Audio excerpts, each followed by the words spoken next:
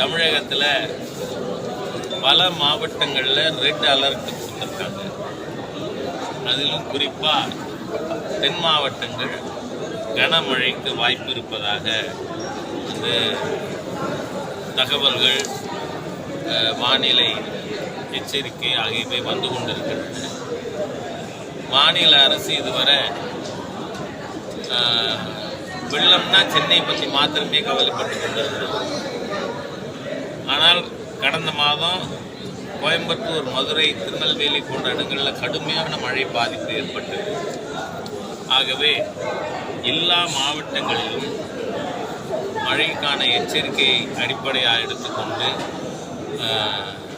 அரசாங்கம் மக்கள் மீட்பு நடவடிக்கைகள், நிவாரண நடவடிக்கைகளுக்கு தங்களை ஆயத்தப்படுத்திக் கொள்ள வேண்டும் என பாரதிய ஜனதா கட்சி கேட்டுக்கொள்கிறது.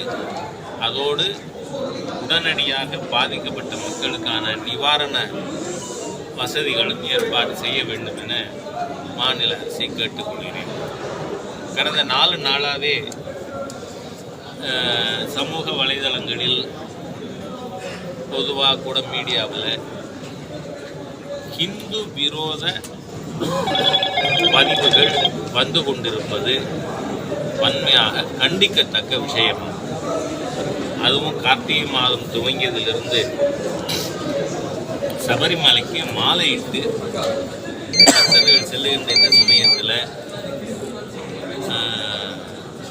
ஐயப்பனை பற்றி கேலியும் கிண்டலுமாக யார் இசைவாணியா, அது என்ன வாணியா எனக்கு தெரியல, அதை வந்து இந்த பிறவி ஹிந்து விரோதி இந்த சினிமா டைரக்டர் பேர் என்ன, ரஞ்சித் போன்றவர்கள் பேசிட்டு இருக்காங்க. தமிழக காவல்துறை உடனடியாக நடவடிக்கை எடுக்கும். ஏனென்றால் மிக மோசமான சூழ்நிலை வந்து கொண்டிருக்கிறது. ஏன்னா பல பேர் எங்கிட்ட ஃபோன் பண்ணி ஐயப்பனை பற்றி பேசினா நாங்கள் ஏசப்பனை பற்றி பேசுவோங்கிறாங்க. தப்பு, நாம் அதை ஏற்றுக்கலை. ஏன்னா ஹிந்து கலாச்சாரம் பண்பாடே என்ன, ஆகாஷாதி பதிதந்தோயம் யதா கச்சேரி சாகரம் சர்வதேவ நமஸ்காரா கேசவம் பிரதி கச்சேரி.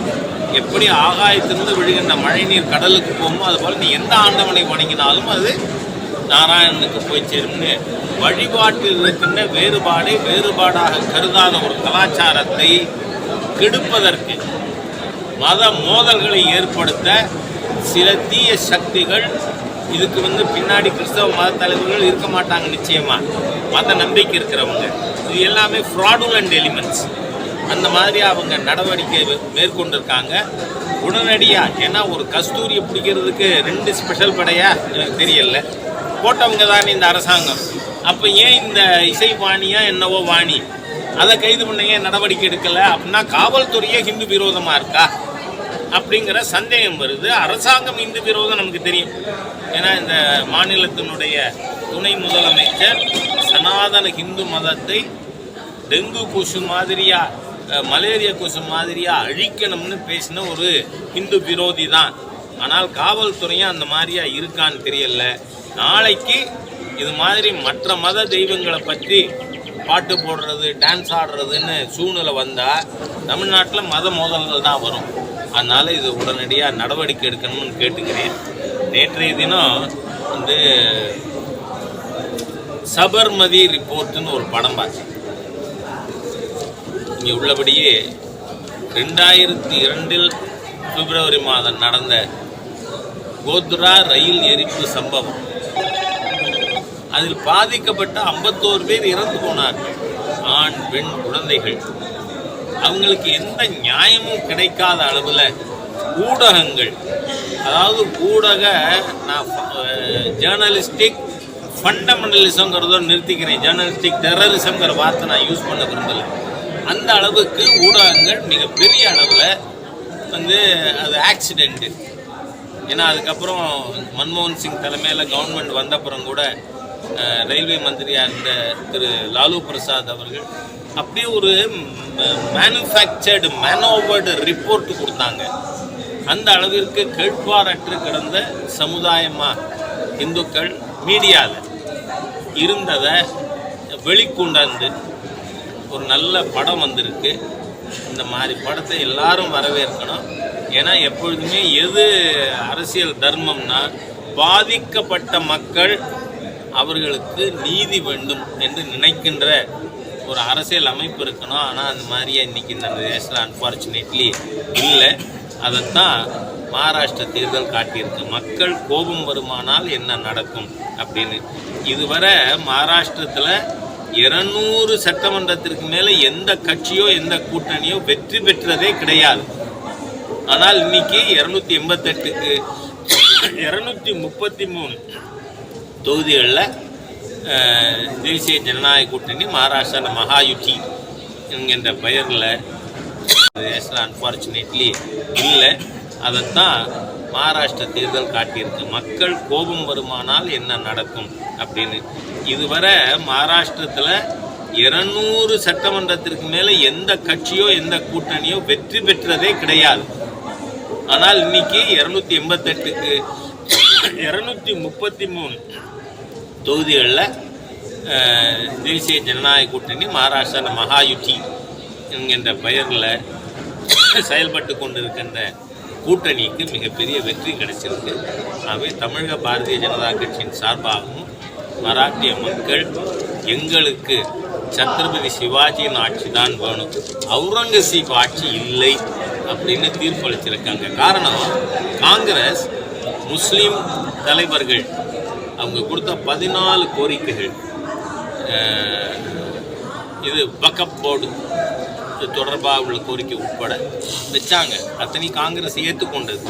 ஆனால் அதை மக்கள் நிராகரித்திருக்கிறார்கள். ஆகவே தமிழக பாரதிய ஜனதா கட்சி மராட்டிய வாக்காளர் பெருமக்களுக்கு நம்முடைய நன்றியை தெரிவிச்சுக்கணும். நீங்கள் அதுக்கு மேலே ஏதாவது கேட்கணும். அதானி விவகாரத்தில் பிரதமர் மௌனம் காக்கிறாருன்னு சொல்லி எதிர்கட்சிகள்லாம் குற்றம் சாட்டுறாங்க. பிரதமருக்கு இதில் என்ன சம்பந்தம்? அதுதான் கேட்குறாங்க. ஏன்னா அது ஜெனிசிஸ் ஆஃப் தி ப்ராப்ளம் என்ன? வங்கதேசத்தில் எலக்ட்ரிசிட்டிக்கு காசு கொடுக்கல வங்கதேச அரசாங்கம். அதனால பிடன் கவர்மெண்ட், இப்போ புது அரசாங்கம் இனிமேல் தான் ஜனவரி 20ஆம் தேதி நினைக்கிறேன் புதிய அரசு பொறுப்பேற்கிறது. ஆனால் பிடன் கவர்மெண்ட்டு அதனுடைய பப்பெட்டு தான் முகமது யூனுஸ் இருக்கிற கேர்டேக்கர் ஜனாதிபதி. அந்த அரசாங்கம் அது போண்டியாக ஆரம்பிச்சிருச்சு. அதனால இவங்க எலக்ட்ரிசிட்டி பில் கொடுக்கலன்னு சொல்லி அமெரிக்கா நிர்பந்தப்படுத்தியும் அடானி தயாராக இல்லை. நீ கன்சியூம் பண்ண எலக்ட்ரிசிட்டிக்கு காசு கொடு.